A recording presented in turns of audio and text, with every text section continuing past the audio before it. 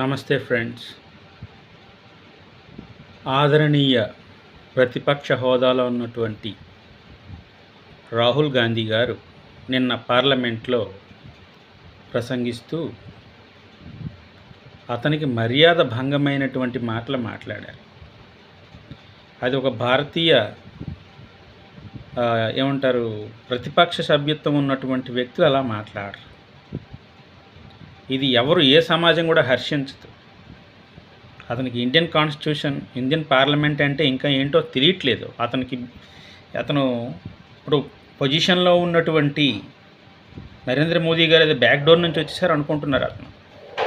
అలా కాదు, విమర్శించే పద్ధతి కూడా బాగుండాలి. Indian economy is a dead economy అని నిన్న అతను వ్యాఖ్యానించారు.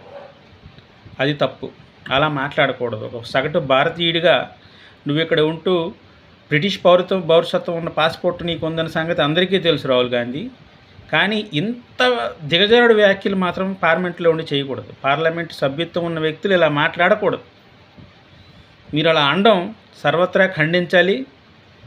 Indian economy is a dead economy అనడం చాలా పొరపాటు. మీరు భారతీయుడిగా అనాల్సిన మాట కాదు అది.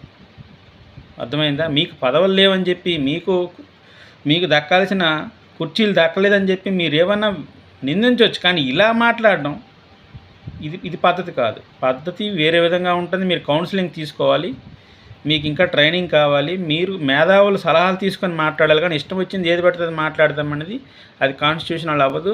మీకు లీగల్ ఇష్యూస్ కూడా వస్తాయి. ఇలా మాట్లాడకూడదు. Indian economy is dead economy అనే వ్యాఖ్య ఇది ఏ దేశం హర్షించదు, ఇంక్లూడింగ్ ఇండియా ఆల్సో. సో అది అపోజిషన్లో బాధ్యతగా మాట్లాడాల్సిన పద్ధతి వేరేలా ఉంటుందండి. మీరు గత నాయకులు అయినటువంటి వాజ్పేయి కానీ, లేకపోతే పివి నరసింహారావు కానీ, మీ పార్టీలో వ్యక్తులు, వీళ్ళందరినీ గమనించండి. వాళ్ళు ఏం మాట్లాడేవారో, ఎలా మాట్లాడేవారో వాళ్ళ నుంచి మీరు ప్రేరణ పొంది మీరు మాట్లాడండి. అది విషయం. పొలిటీషియన్ అన్నాక దేశభక్తితో ఉండాలి, కానీ దేశం అంటే విరక్తి ఉండకూడదండి. అది విషయం.